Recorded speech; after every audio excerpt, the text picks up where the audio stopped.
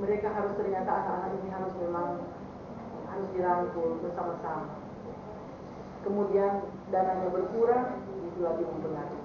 Tapi waktu itu kita usahakan anak-anak selain menanam di sekolah, menanam di rumah. Dan kemudian dinilai. Nah, kita akhirnya sekolah?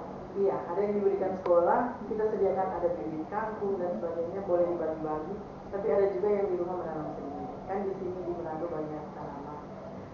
Kami usahakan supaya mereka menanam di rumah, kemudian dinilai oleh guru bisa lewat video, dibuatlah video kemudian gitu.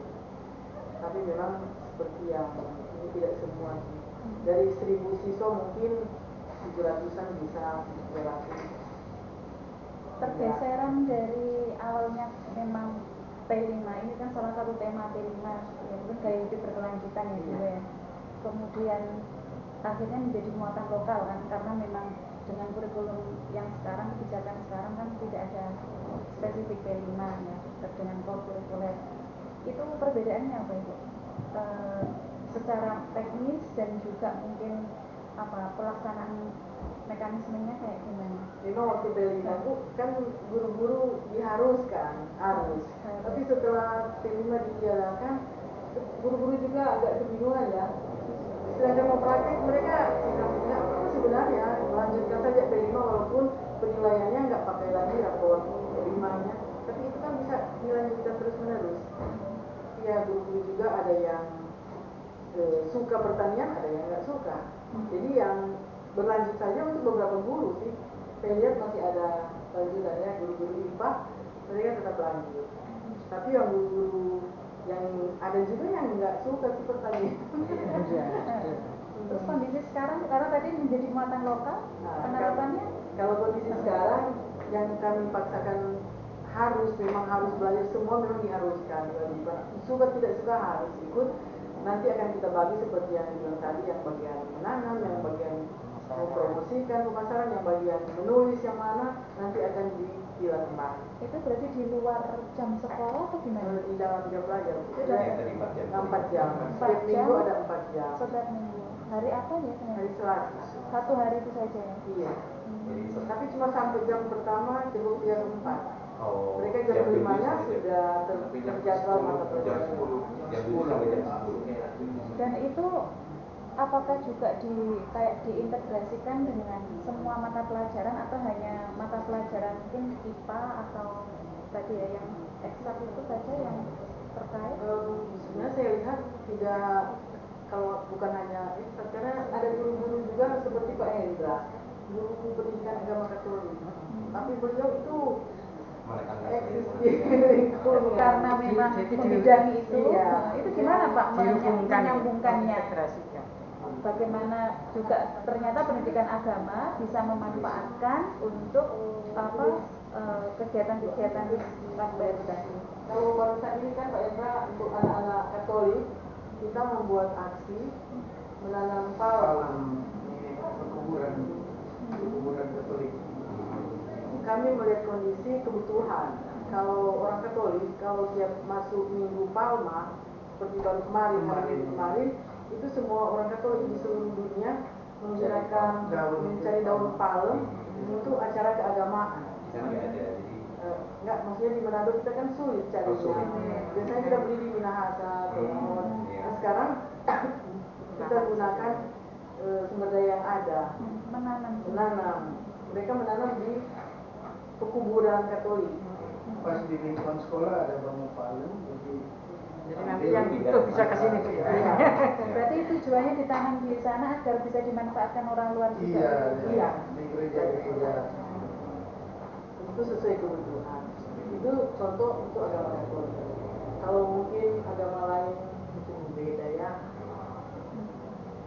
Selain pelajaran agama, seperti apa menyambungkannya? Mungkin ada cerita juga dari Bapak Ibu yang dari biologi ya.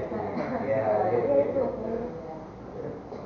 Terima kasih atas kesempatan yang diberikan.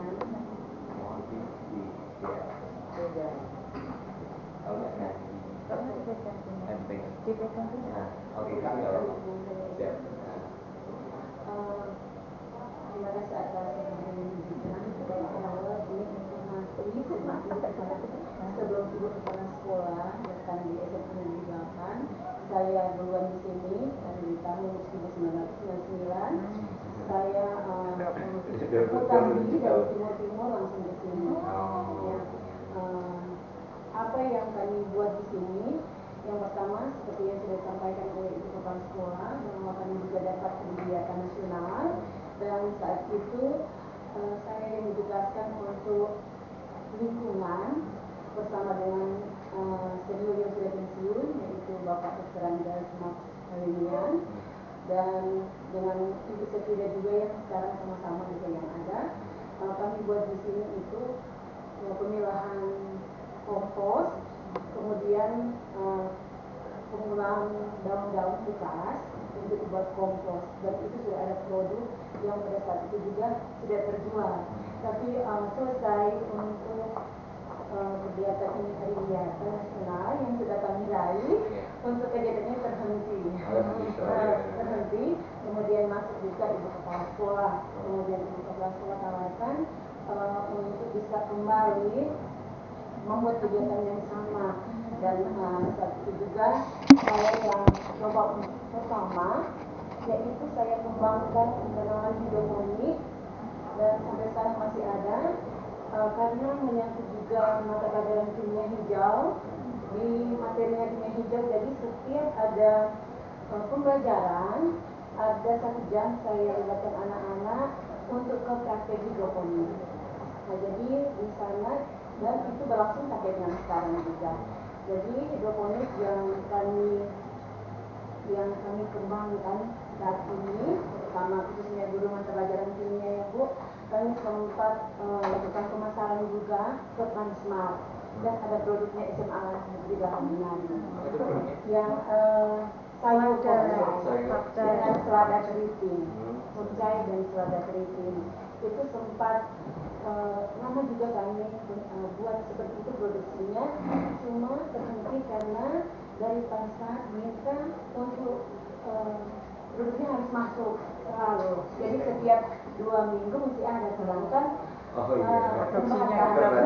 karena nggak fokus pada pilihan aja kan untuk belajar. Kami lakukan karena materi pelajaran kimianya ada hubungannya dengan kimia hijau.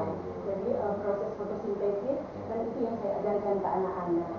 Jadi pertemuan dari pembibitan, kemudian wadah yang tersedia, kemudian pemindahan juga, sehingga sampai sekarang juga anak-anak masih praktek dengan hidroponik. Jadi ada beberapa kegiatan selain yang dilakukan di laboratorium kimia, kami fokus ke produksi lingkungan. Jadi harus menggunakan lingkungan sebagai wadah. Kemudian juga yang lalu itu sempat juga sedang dibilangkan itu pertanian masuk di sekolah.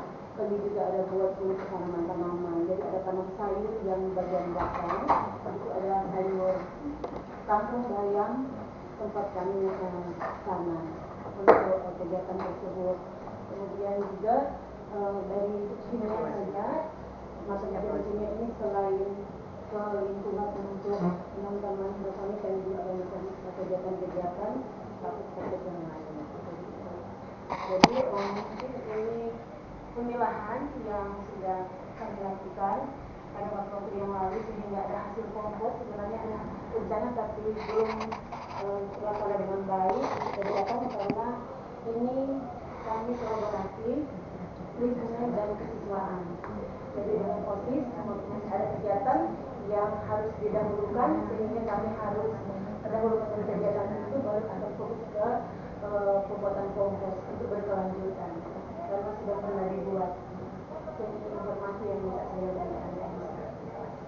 Terima kasih banyak Ibu, menarik ya tadi dari 3 bidang utama yang kami